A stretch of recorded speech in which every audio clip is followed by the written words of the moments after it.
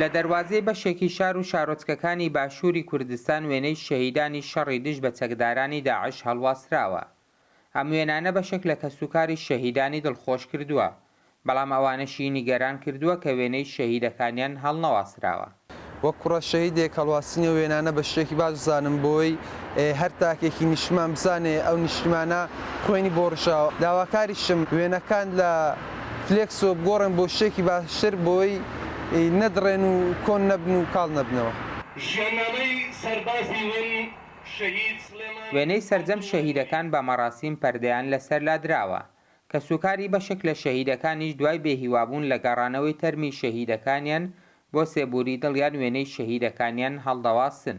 هاوسەرەکەم لە شەڕێکی دژ بە داعش لە داقوق شەهید بوو و تاکو ئێستاش تەرمەکەی نەگەڕاوەتەوە. هەست بە دڵخۆشیی زۆر دەکەم کە وێنەی هاوسەرەکەم هەڵواسراوە.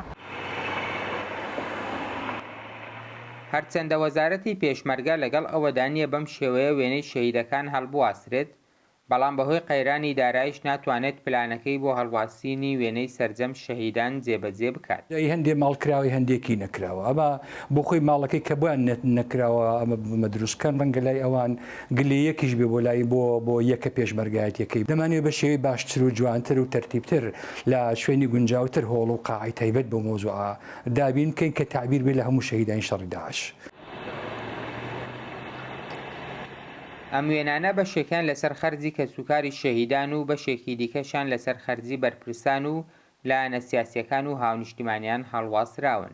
تاکو ئێستا لە نەحوێ حاجیا و دەوروبەری و لە پشدەریش من وێنەم بۆ زیاتر لە 25 شەهید دروست کردووە. ئەمانجی من لە دروستکردنی ئەم تابلۆیانە وەکو وەفاداریەکە بۆ شەهیدان و کەسوکاریان. دەگوترێت هەڵواسینی ئەم وێنانە بۆتە دیاردە و بەشێک لە شەهیدەکان وێنەکەیان لە چەند شوێنێک هەڵواسراوە. زۆربەی وێنەکانی شوێنەی تەنیا یەک شەهیدن.